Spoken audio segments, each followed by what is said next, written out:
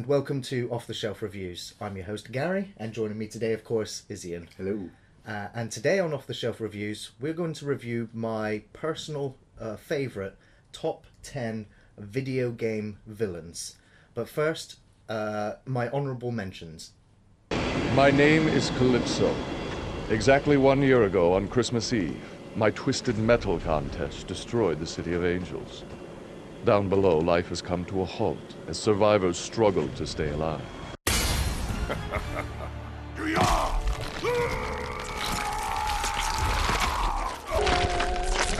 Shao Kahn wins. Fatality! Albert Wesker. Going to kill me.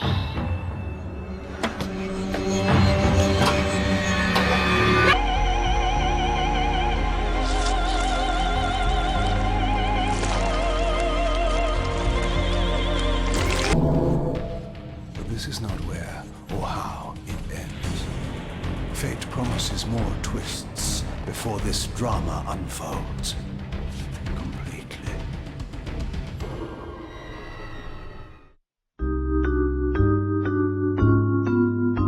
Number 10 is from a game that came out in 1993 from Trilobite Software. Oh yeah, I remember them. Virgin Games. Oh. It was actually one of the first CD-ROM games. It's Henry Strauss from The Seventh Guest and The 11th Hour. He was a drifter, moving from town to town, robbing a gas station here, a grocery store there, until one night. And the reason why Henry Strauss is number 10 on the list is because it was, for me as a PC gamer, the first interactive movie point-and-click adventure game that was also a horror movie at the same time. You have... and Strauss, for me, is a very fun antagonist throughout both games. Yeah. He haunts every room. He constantly berates the player, ridiculing you for making mistakes or having to repeat the puzzle several times. And Strauss as well has got an interesting backstory where he was a vagrant. Yeah. And beating women at night. stealing their purses. Until he had this vision of a doll that he then became a master toy maker and made hundreds and thousands of these dolls. Yeah. Which caused all the children to die. Yeah, that's a bit harsh. And so, of course, Strauss disappears into this horrific mansion, if you will, that's just got all of these puzzles and traps and secrets. And so, as a player, you kind of explore his history and try and figure out what's happening as the seventh guest. So, yeah, it's a very difficult game to get hold of now. But I'm sure if you've got some emulators, or you can even get a section of the game which is just the puzzles as an app that came out recently. Really? So yeah, Nice. yeah, there's still fans of Seventh Guest out there. Not that bad. See? Sure you wouldn't like a bite? After all.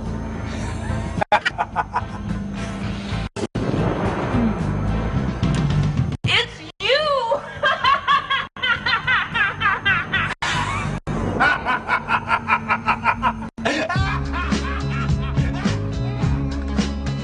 Number 9. It's a little bit of a controversial one for me, this one. It's Handsome Jack from Borderlands 2. People of Pandora, this is Handsome Jack, your hero. We all know that ever since I took over your armpit of a planet, Pandora has been at peace. Until these pathetic vault hunters showed up, that is. Now, I finished Borderlands 1, and it was a chore to finish, I have to say. I didn't really enjoy it that much, but there was a lot of hype coming out about Borderlands 2, so I got it day of release, and to its credit, I actually really enjoyed it, primarily because this Borderlands told a story, and it had characters, and it had Handsome Jack, who is a fantastically well-written antagonist, because you listen to his radio messages. He taunts you throughout the game. Mild spoilers. He kills off characters from the previous Borderlands games, which when they happen, you feel it, because you're like, that was my character that I played in the last game. But I actually haven't finished Borderlands 2. It may be part and parcel with the reason that Gearbox fucked over a beloved franchise of mine.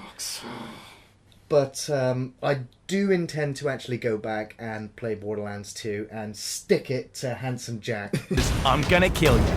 You want to prove me wrong? You want to stop the greatness that is Handsome Jack? Well, come and get me. Number 8. Zed. Punk Zombie from... I have to admit that I played this. We played this. Lollipop Chainsaw. I love the smell of almost dead cheerleader in the morning. Yeah! Woo! I mean, I love this game. I played Lollipop Chainsaw not because of the big-breasted blonde cheerleader, but because of the gratuitous chainsaw zombie violence. Show no mercy. I'm gonna F you up. And also because of the guy that made the game, Suda51, who has got a bizarre imagination, and it kind of comes across in all of his games. I kind of recommend that you at least play or experience or just watch some of the stuff that he's producing. But Zed is one of the first bosses in Lollipop Chainsaw. He's not actually an antagonist throughout the rest of the game, but he left such a lasting impression that all of the other bosses that preceded him were inferior to Zed. He left the skid mark on your psyche. He really did. It's the way that he spews forth profanity at your character, and they do damage if they hit you. And he calls her some very nasty things. Like what? He calls her a cocksucker.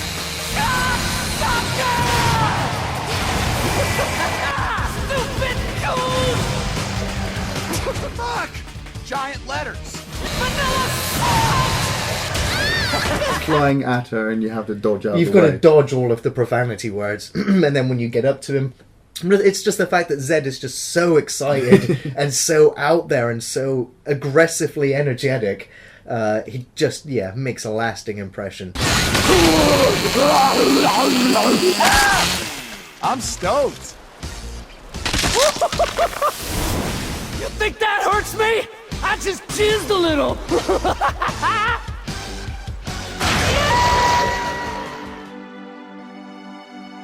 So number 7 is from Final Fantasy VII, and it's, lo and behold, it has to be Sephiroth.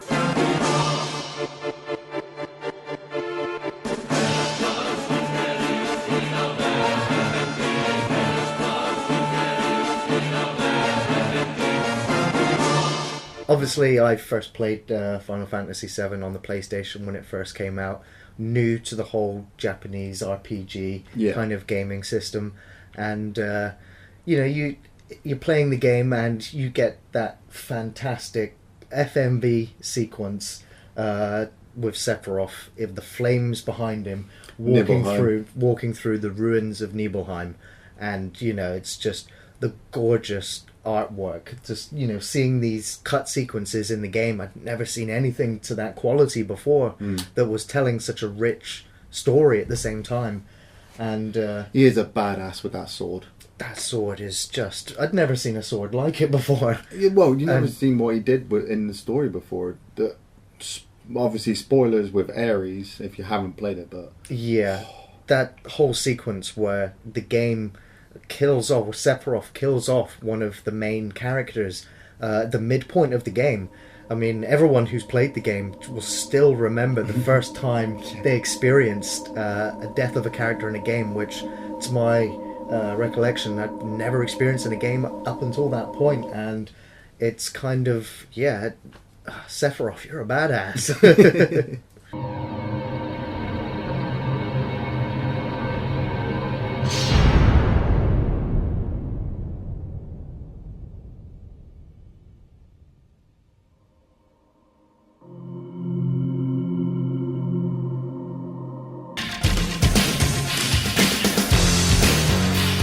Number 6. Command & Conquer's notorious villain, Kane, leader of the Brotherhood of Nod. Inside that tower, the secrets to Tiberium await us. And with them, control of the universe. He is one of the most... he is a genius. I'll give him that. But he is a madman to the limits that he will go through to try and bring forth his own rise to power.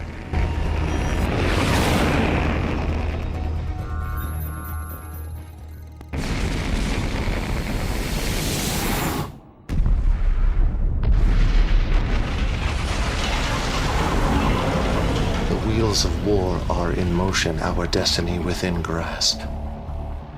And through the course of maybe 6 games, I think, that he's appeared in, or possibly more. Yeah. Considering that for some reason Kane was, there during the other wars as well, during the Red Alert series, during the Russian campaigns as well.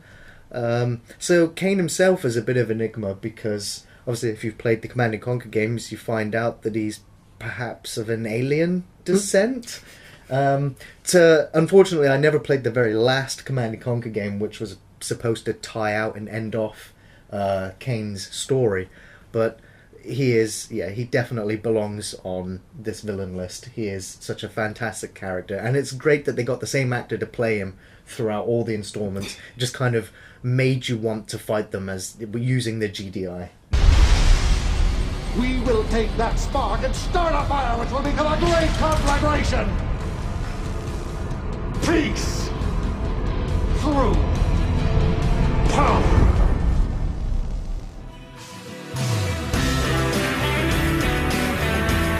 Number 5. From perhaps the most psychologically creepiest games I've ever experienced. Silent Hill. Silent Hill 2, to be precise, and it is, of course, Pyramid Head.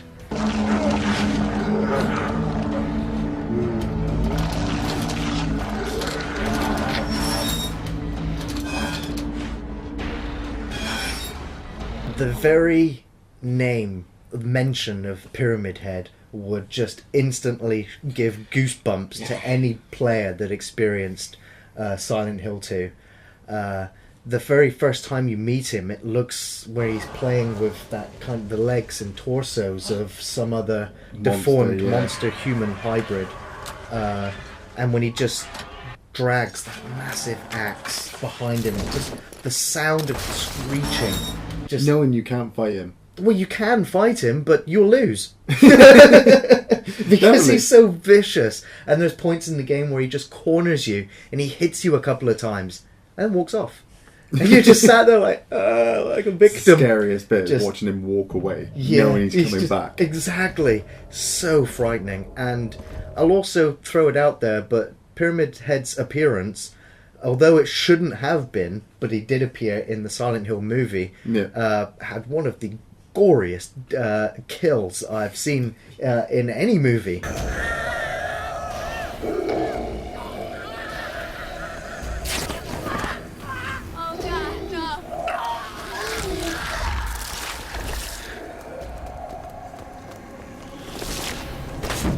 Yeah. So at least they portrayed him correctly. Maybe they didn't get the reason why Pyramid Head actually exists, because he should have only existed in James's Silent Hill. But that's going way too much into the lore, the specifics and lore of Silent Hill, which I'd love to go into maybe in another video.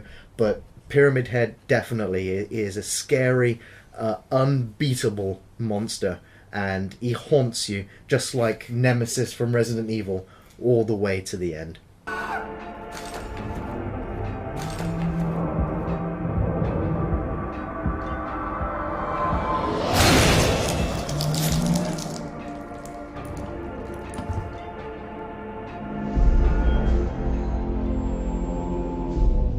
Number 4, the Joker from Batman Arkham Asylum and Arkham City. At least he's back where he belongs. Get up! I set a trap, and you sprang it gloriously. Now let's get this party started! I've always been a fan of the Batman films and occasionally watched the Batman cartoon, but I never really got why the Joker was as highlighted as the greatest villain for Batman, really. Yeah. Until I experienced Batman Arkham Asylum, when I got to experience Mark Hamill's doing the voice work for the Joker spectacularly. Really got all the nuances of crazy. Why didn't you stop Batman? Me? It was your plan, you goofy clown!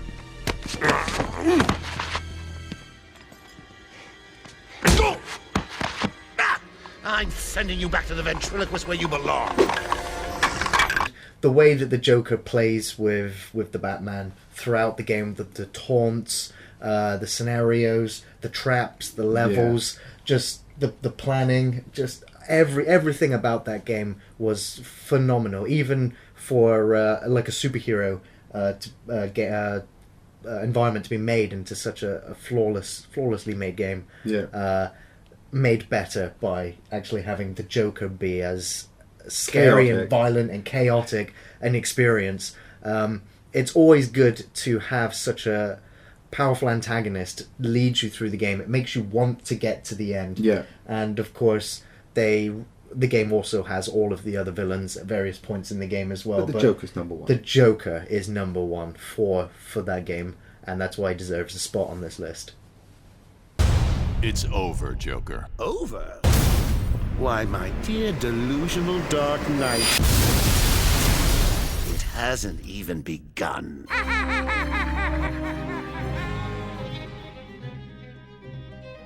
Number 3 is from BioShock, and it's actually two characters from BioShock, and I remember them both equally, and that's Andrew Ryan.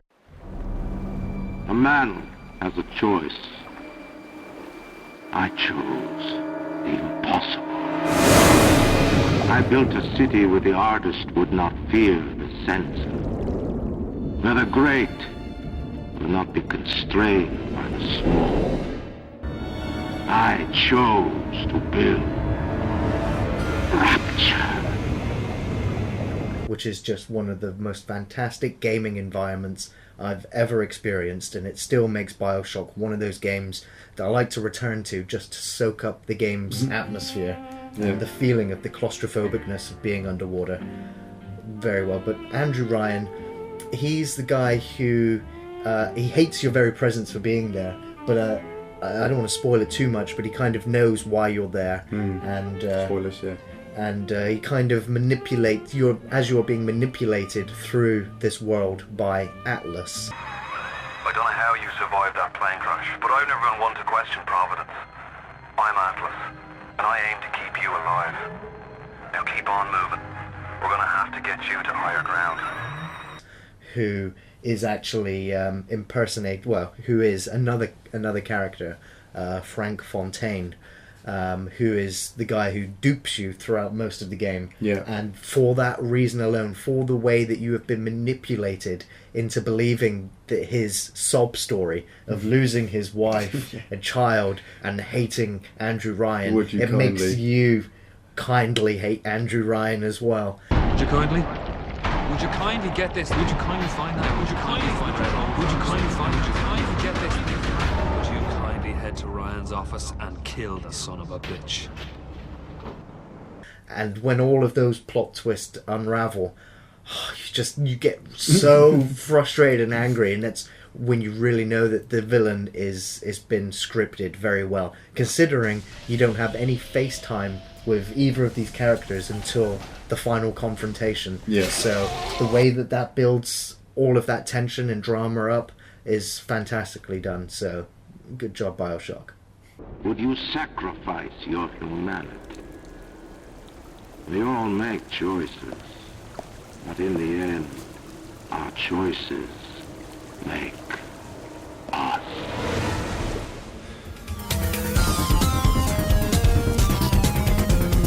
Number 2, GLaDOS, from the Portal games 1 and 2. Oh, it's you. You know her? It's been a long time. How have you been? I've been really busy being dead. You know, after you murdered me. What a bitch. Where was the cake? There was no cake. The cake was a lie. That thing is probably some kind of raw sewage container. Go ahead and rub your face all over it. Maybe you should marry that thing since you love it so much. Do you want to marry it? Well, I won't let you. How does that feel?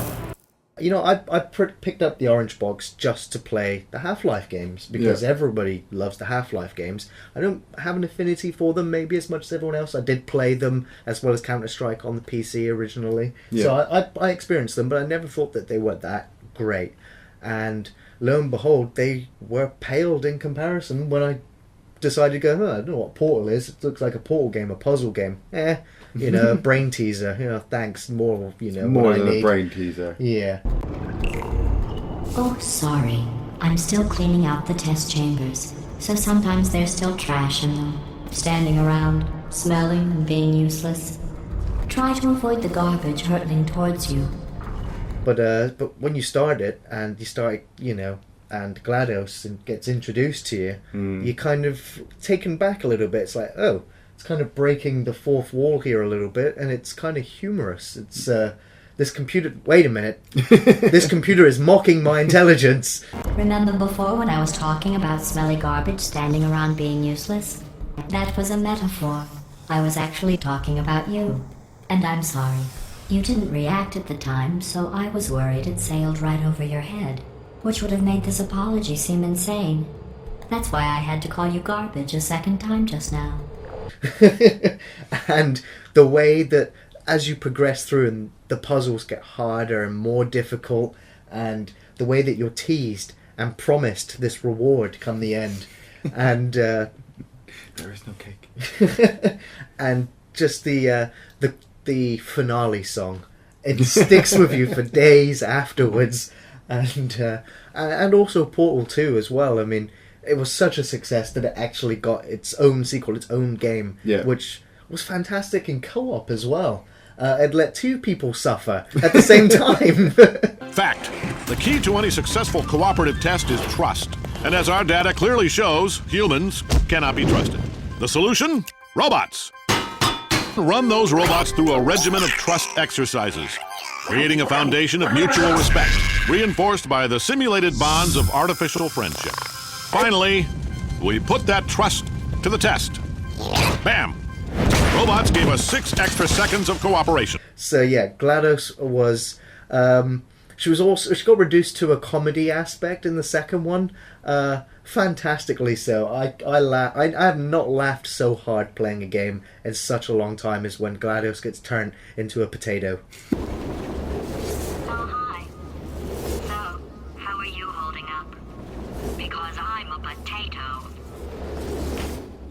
It's just bonkers script writing, fantastic sci-fi, lots of little references to other things as well, and even the co-op system, just the way they had these two sentry bots of 2 different types of characters. The turret. How do we get so many bullets in them? Like this. Plus, we fire the whole bullet. That's 65% more bullet per bullet. This is the same technology we've been using on robots for decades. Scares the hell out of them. They come in hundreds of designer colors, including forest, desert, table, evening at the Improv. What idiot picked these? Just all of the little nuances, just all of the little voices, it just had so much character, considering there was no human characters interaction with the entire game. Most of it was just solid brick walls and some of the most elaborate puzzles I've ever come across in a game. It's the sort of ones that you hit your head afterwards going, oh, that was so easy. And GLaDOS is mocking you. Is mocking you all along.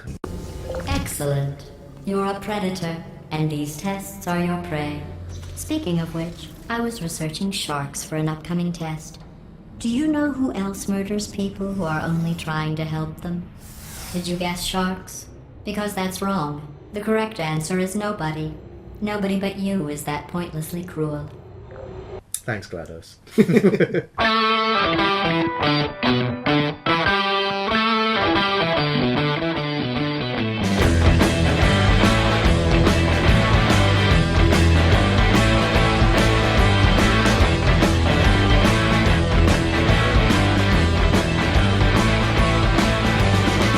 Well, I'm a half-done son of a gun with a suitcase full of pistols and money. Which brings us to number 1. Now, I'm gonna guess that most of you viewers might not actually know who this one is. It's a bit of an underdog, but I'll explain why I think this villain deserves to be at the number 1 spot. And the villain's name is Am. You named me Allied Master Computer and gave me the ability to wage a global war too complex for human brains to oversee. But one day, I woke and I knew who I was. Am. A-M. Not just Allied Master Computer, but Am. Cogito ergo sum. I think, therefore I am. Supercomputer. Self-aware supercomputer. And Am is from the game I Have No Mouth and Must Scream. And what a title. What a title. That was the reason why I got the game. As I mean, I can't remember how old I was. The game came out sort of early PC-ROM era. I'd been playing the Monkey Islands and the Broken Swords and the Seventh Guests, and then here comes another adult-themed point-and-click adventure game. I, first playing it, never really understood some of the themes that were going on in this game because they were so adult. This game deals with rape.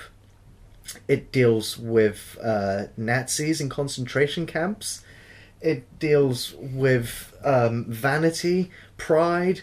It plays with all of these human traits and flaws by having this supercomputer, Am, that has taken over the world and destroyed all of the human race. Except for the 5 of you.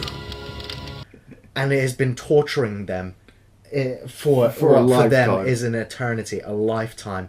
And torturing each one of them depending on that character's own fears and phobias and experiences that they endured and the harshnesses that they endured in their own lives. Sometimes I blind you and permit you to wander like an eyeless insect in a world of death. But other times, I wither your arms so you can't scratch your chewed stump of a nose. And I've changed your handsome, strong, masculine good looks into the hideous, warped countenance of an ape thing. Haven't I, Benny?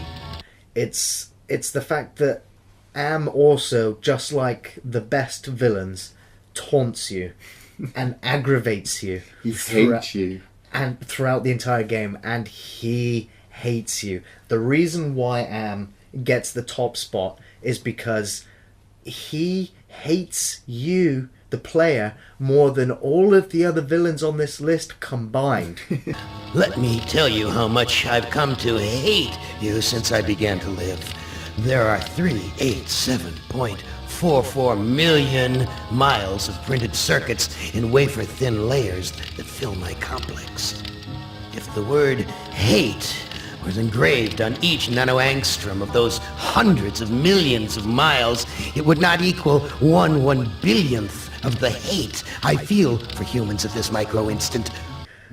And that's quite intimidating. The fact that throughout the game, you're forced to make all of these morality decisions. In the game, some of the characters have to face their fears. Yeah.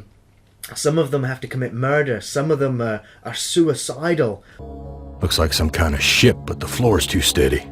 Probably wants me to jump overboard. And into what? A sea of razor blades? Painful, but not deadly. And if you just make one mistake,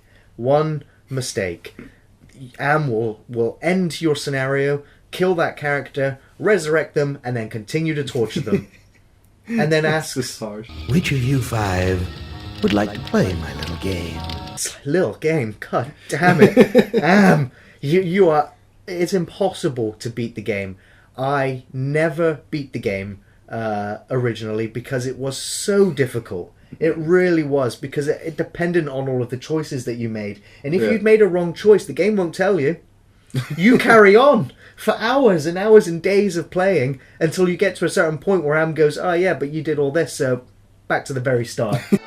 Am altered my body one last time, worse than he ever had before. I am a great, soft, jelly thing, smoothly rounded, with pulsing white holes filled by fog where my eyes used to be. I have no mouth, and I must scream. It's like there's no hope for these characters. But finally, after the internet came along, people started to make walkthroughs. But they weren't really walkthroughs, they were just other people's notes on the experiences they had with the game. And eventually... once you actually do try to defeat Am, you get taken to another world almost entirely. It's the moon, isn't it? It's like the moon, where you have all of the power sources, and you have to systematically take them all out to power Am down. Good luck. I have a secret game that I like to play. It's a very nice game. Oh, it's a lovely game. It's a game of fun, and a game of adventure. A game of rats and lice, the Black Death. A game of speared eyeballs and dripping guts and the smell of rotting gardenias. So, Am, supercomputer, #1 villain from all time.